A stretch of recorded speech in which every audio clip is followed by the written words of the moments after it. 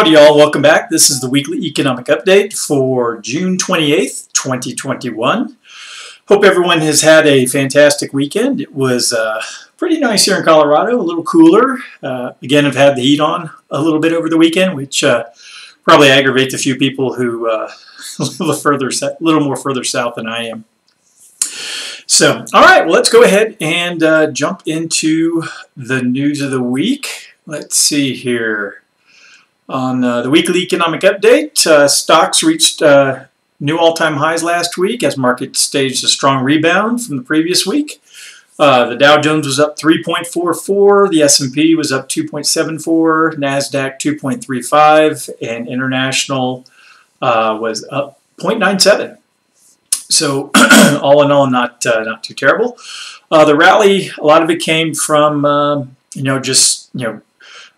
the expectation that this rally is going to continue. There were some discouraging news, but it didn't really seem to affect the markets too much. Jobless claims weren't as good, but all in all, I think the hopes of an infrastructure bill has really boosted the markets. Housing headwinds. Let's see. Historically low mortgage rates and the COVID-19 pandemic and a flush consumer have contributed to a very strong housing market in recent months.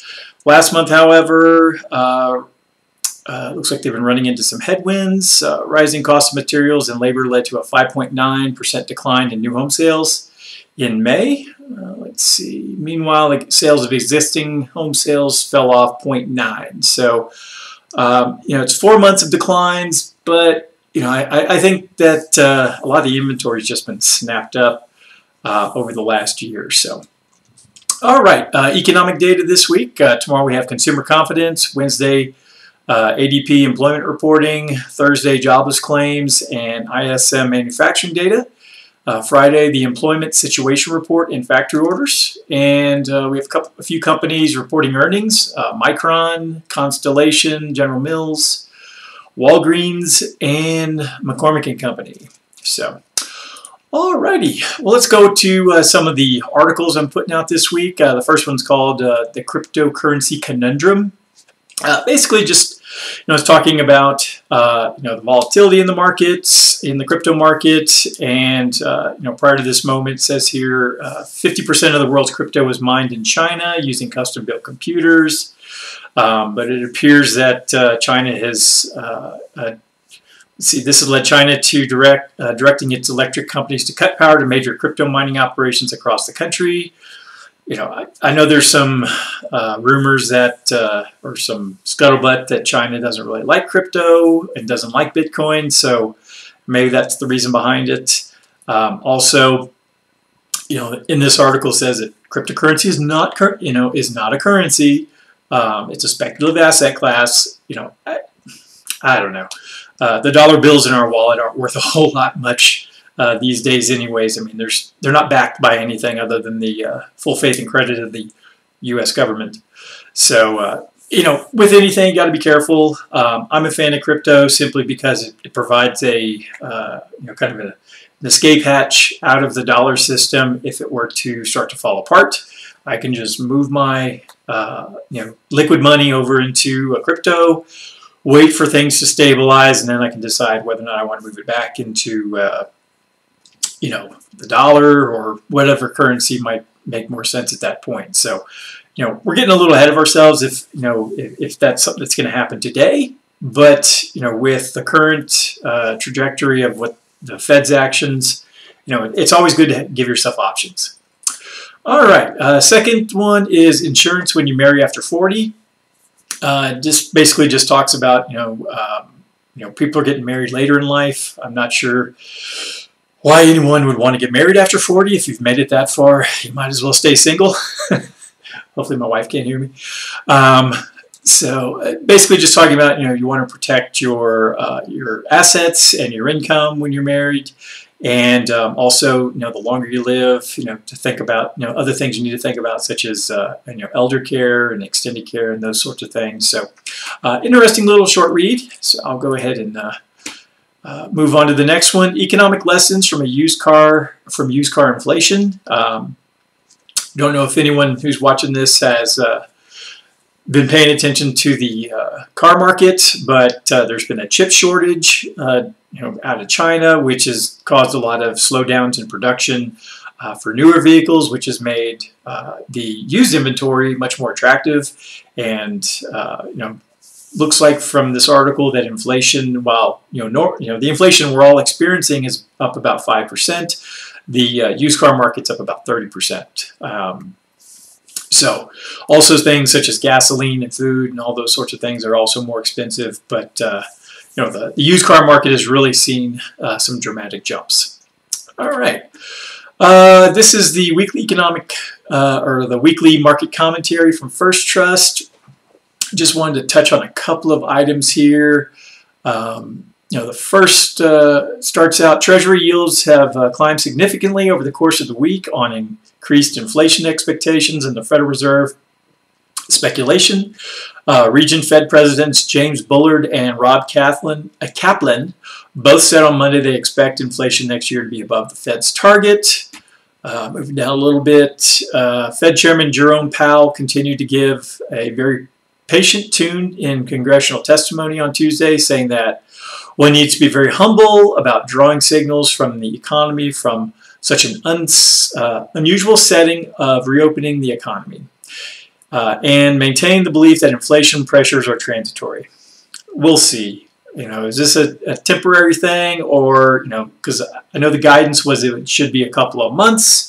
Now I'm hearing that inflation targets may be several months, not just a few. But we'll see. Also, skipping down a little bit, Treasury yields jumped again on Friday as personal consumption expenditures report climbed at an annualized rate of 3.4%, which is the Fed's preferred inflation gauge. So inflation. We're hearing a lot of it. I'm seeing a lot of it on the business channels on their little chyrons on the bottom. So, I think it's important to just keep our eyes open, keep our options open, and just be nimble at this point.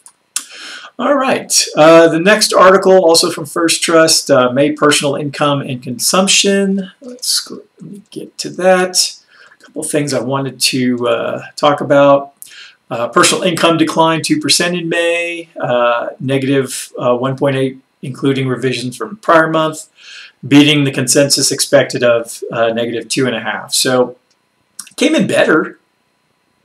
Hey, that's a good sign.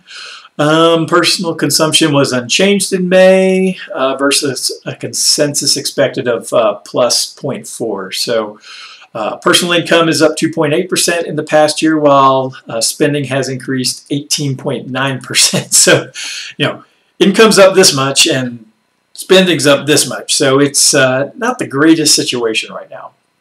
Let me skip down here to the paragraphs. Personal income continued to decline in May as rising wages and salaries couldn't fully offset the slowdown in government payments out of Washington. It appears that, while more people are going back to work, they're getting less money from the government. But unfortunately, they're not able to keep up with, the cost of goods. So that is something to keep an eye on. Jumping down here, while overall income declined in May, spending remained unchanged for the month, with spending flat while income fell. The savings rate declined to a still elevated 12.4%. On the inflation front, PCE prices grew 0.4 in May and are up 3.9% for the year. PCE is personal consumption expenditures. So they're up 3.9. Core prices, which exclude food and energy, rose 0.5 in May and are up 3.4% from a year ago. While the massive impacts of shutdowns last year will continue to muddy the inflation picture for some time, a look at pressures over the past 6 months shows an even more profound rise in inflation, with overall PCE prices up at 5.3% annualized. So it appears that the food and energy and our basics are getting more and more expensive. As of right now, they're up 5.3% from last year. I know each trip I make to the grocery store, I grit my teeth every time I go to pay, but hopefully prices will stabilize and come back down, but we'll see.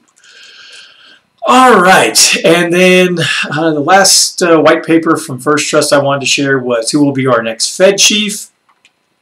This is important because it's obviously going to decide the course of the Fed. What sort of actions are going to be taken. Will they raise rates, keep rates the same, continue quantitative easing? So let me read a couple passages from this. And all right, so we think the choice will ultimately come down to two people, Roger Ferguson or Jerome Powell. Jerome Powell's the current Fed chief. The case for Roger Ferguson is easy. First, presidents like to appoint people from their own party. Ferguson's a Democrat. Second, he already has experience at the Fed, having been appointed as governor and then vice chairman by President Clinton in the late 90s, serving through 2006. Third, Ferguson has both a law degree and a PhD in economics from Harvard. Ivy League schools don't really impress me. We have a whole bunch of Ivy League educated people in Washington, and most of them are retards. Let's see, he has a law degree. He was a CEO at TIAA-CREF for almost 13 years after leaving the Fed. And last, he would be the first Fed chief who's of African descent, because that's important. I don't care what the color of his skin is, but I guess that matters to Democrats. However, we also think Biden will take a long, hard look at reappointing Chairman Powell.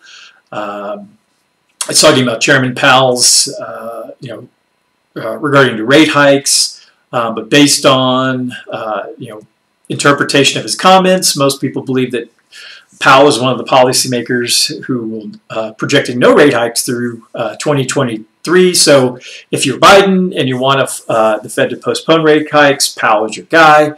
If you want someone who's going to be a little more flexible, you might go with the other guy, also because he's a Democrat.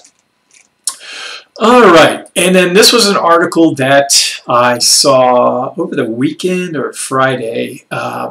It's from Michael J. Boskin. He is a economics professor at Stanford, and he's talking about the soaring national debt. So I'm going to read a few paragraphs from this, and then we'll move on to one quick video that I did want to share because it really pissed me off. So starts out, America needs to rein in its soaring national debt, but U.S. President Joe Biden seems eager to do just the opposite. The risks are too big to be ignored.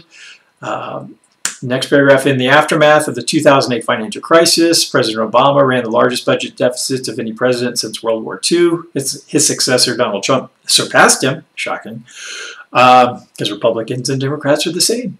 Biden plans to top them both. Though America's gross federal debt now stands at 107% of GDP, a post-World War II record, Biden administration's 2022 budget has the country running by far its largest ever peacetime deficits. For the 5 fiscal years from 2022 to 2026, the Biden administration would run deficits of 5.9% of GDP on average. That level reached only once between 1947 and 2008. In 1983, when unemployment rate averaged about 10%, but the administration's projections put unemployment at 4.1 in 2022 and 3.8 in 2023 onwards. Biden's claim on this proposal will only add modestly to the public debt, but there are good reasons to believe otherwise. For starters, the Biden administration hopes to offset higher spending by increasing corporate and capital gains taxes, but these tax hikes are unlikely to pass with a divided Senate. Moreover, such taxes are particularly harmful to growth. So if some version of this is enacted, the Biden administration will likely find its revenue projections overly optimistic. I certainly would agree with that. If you increase taxes, people are just going to find another way to mitigate those taxes, work around those taxes. Some people will even evade those taxes, but you're probably not going to get the revenue you think. And I'm opposed to taxes because you're stealing people's money. Biden's spending proposal also includes several expensive entitlements, such as improved home care for the elderly and people with disabilities. Universal free preschool. Your kids are not my problem. And 2 years of free community college for young adults. Again, your education is your education. Pay for it your damn self. History suggests that such programs are likely to become permanent, with costs that grow in far excess of projections. Shock! Some argue that the U.S. has nothing to worry about. Deficits supposedly don't much matter when the economy borrows its own currency. The U.S. Federal Reserve just needs to buy up the debt from the Treasury. Well, what could go wrong with that? You know, you're taking money out of one pocket and sticking it in the other and buying a worthless piece of garbage bond that the government produces. Moving down, these claims merit considerable skepticism. Historically, huge debt buildups have usually been followed by serious problems, sluggish growth, an uptick in inflation, a financial crisis, or all of them. I would bet on all of them personally. We cannot be certain which problems will occur or what debt to GDP ratio will signal trouble for which countries, and the U.S. does have the advantage of issuing the world's leading reserve currency. But inflation risks are rising, and a trend that more deficit finance spending will only accelerate. So, yeah, it's a pretty long article, but I'll go ahead and share that here in the show notes. You know, my opinion, more debt just creates more problems. You know, when you're leveraged to the hilt, you know, it just, you know, think of your, you know, if you've ever had friends who were just in debt up to their eyeballs, they're always the ones that seem to lose their jobs or get laid off or have something bad happen to them, and then they're in a worse spot. And, you know, then they stand around with their hands out saying, poor me. You know, it's unfortunate, but the Federal Reserve is not a piggy bank that we can continue to borrow from, and the American people, you know, I see it really only going a couple of ways. One, we tighten up our belts and pay down the debt and, you know, get things under control, or it spirals out of control. The dollar loses its reserve status, and, you know, think of Weimar Germany in the 1920s and 30s. So let's hope that doesn't occur. All right, and then the last thing I wanted to share, this is President Biden talking at to the press on, I believe, Thursday of last week, and he's talking about, someone asked him about the, I guess, the stimulus or helping out people, and this was his response. We're going to increase more, and guess what? Remember, you were asking me, and I'm not being critical of you all, I really mean this. It was legitimate questions you were asking me. Asking me, well, you know, guess what? Employers can't find workers. I said, yeah, pay them more. This is an employees bargaining chip now. What's happening? They're going to have to compete and start paying hard-working people a decent wage. And by the way, talk of inflation. The overwhelming consensus is going to pop up a little bit and then go back. All right, I'm going to go ahead and stop that there. It's what I find, you know, objectionable about that is he's saying that employers should pay their prospective employees more because they're getting $600 a week in unemployment, so that they, you know, the prospective employee has leverage over the potential employer because they don't need the money. Well, you're using my tax dollars to pay off people to not work so that they can demand a higher wage from their employer. And I find that very aggravating because, you know, it's my taxes and you're using that to increase wages from a business that may not have the wages to give. So, you know, unfortunately, these jackasses in Washington have never, most of them have never run a P&L, never run a business. They've never created anything. And all they do is spend other people's money and then expect pats on the back. So Joe Biden is a jackass, in my opinion, and I really don't give a damn if anyone is upset about that. So anyways, that's where I'm going to end things for today. I thought I'd share that with you. That soundbite made it around the people that I listen to, but you probably won't see it very often on the news. So let's go ahead and wrap things up there. If anyone has any questions, comments, or concerns for me, feel free to reach out. Otherwise, I'll definitely have a video out by Friday, and have a good week. Bye.